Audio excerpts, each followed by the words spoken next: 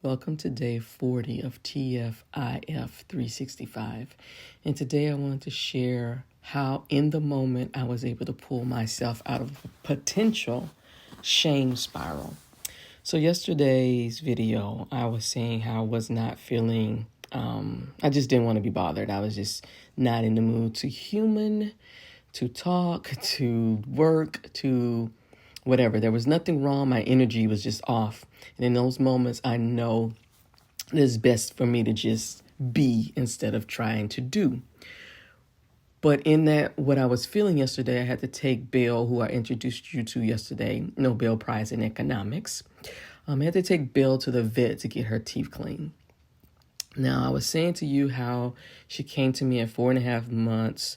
She had no socialization. She had very scary, and it's taken a lot of time, effort, and dedication and focus on her to ensure that she feels safe and protected with me. And so one of the things she does not let me do, she's not a dog who's incentivized by food.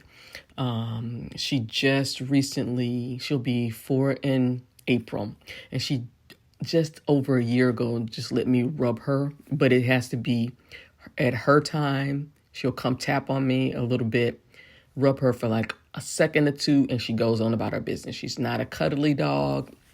She's a very loving and protective dog, but she's not a cuddler.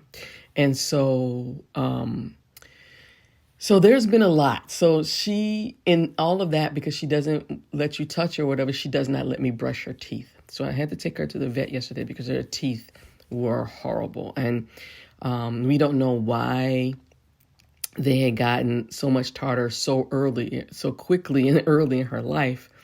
But they were, and her breath had gotten really bad. So I was like, okay, I need to take her to the vet.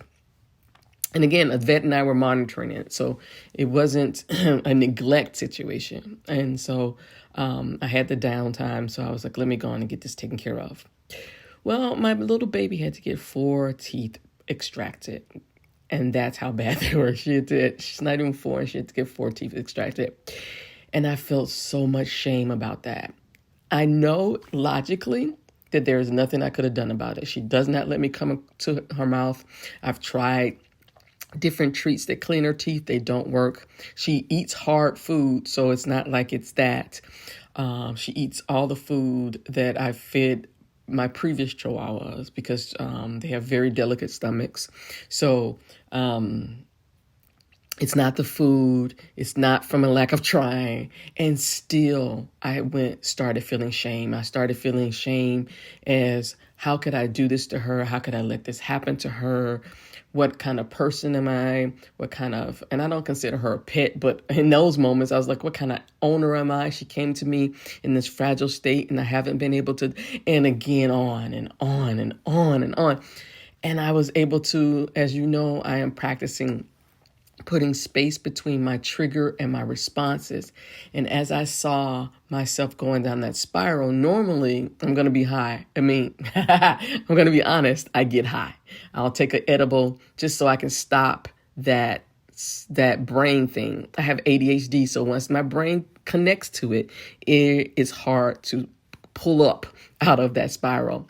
But yesterday, because I couldn't take an edible because I still had to go pick her up from the vet, I was just like, how am I going to do this? How am I going to do this? Because I saw where I was going with this. I felt it in my body. I was starting to feel nauseous.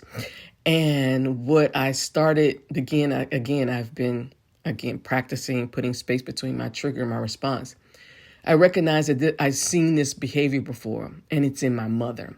I've seen how she takes on unnecessary shame and guilt about things that aren't hers, aren't her loads to carry. Because as Black women, not only as we have to be 110%, but we have to be 110% and perfect, even with those things that are outside of our control. And when I saw that, I was like, I'm a strategist, y'all. I saw a pattern. For the first time, I saw the pattern. And once I recognized the pattern, then that's something tangible I can work on. So it's even helped that I don't even now I'll continue to practice, but I don't even need to escape in getting high if I can see if I can see the pattern. So that was so liberating for me. And so I would challenge you today is when you're in your guilt or shame spiral, when you find yourself blaming yourself for some shit that's out of your control, stop to see if you can see a pattern of learned behavior, of modeled behavior that you can address. Because if I have something tangible, real I can address, that's when I get and feel empowered. That's when I feel motivated, because that's something I can do something about. I can change my behavior. If I spot something, I can change my behavior. Getting high doesn't really change that behavior, it just masks it. So that's all I want to talk about today. And I'm still not feeling like I want to be around humans or talk to humans. So I'm going to go back to bed and, wait for this full moon to come and just chill. So have a wonderful day. And until tomorrow, peace.